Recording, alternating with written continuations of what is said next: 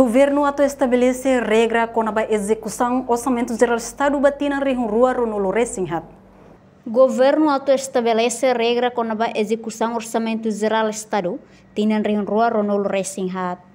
Segunda-feira, governo lihusi reunião extraordinária Conselho Ministro e a Palácio Governo Dili aprova um projeto de decreto governo nebe apresenta o ministra Finanças Santina José Rodrigues Cardoso com a execução orçamento geral região Rua Ronolo Resinhat nebe aprova o lei número Ronolo Resin Ida para região Rua Ronolo Resin Tolo lorun Ronolo Resin Hito fulan dezembro. Projeto decreto lei Ida o objetivo é estabelecer regra com a execução orçamento geral Estado batina região Rua Ronolo Resinhat.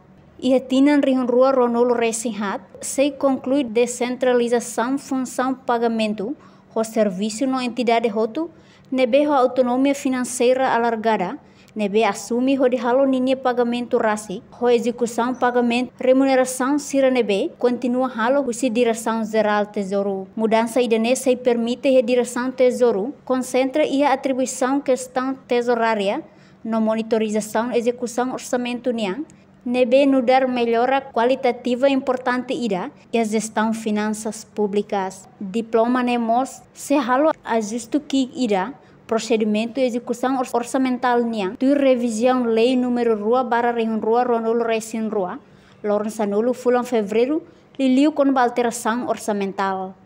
Além de Conselho Ministro mos aprova projeto resolução governo nebe apresenta o vice-ministra Solidariedade Social na Inclusão Seu Brites com a Longuinhos Armando Leto o cargo Conselho Administração Instituto Nacional Segurança Social, também temos Presidente Conselho Fundo Reserva Segurança Social.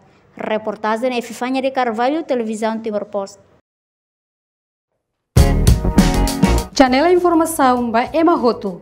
Atu tem informação atual diagliu que tá halua. Haneha botão subscribe, like, halo comentário no faixa do media social hoto.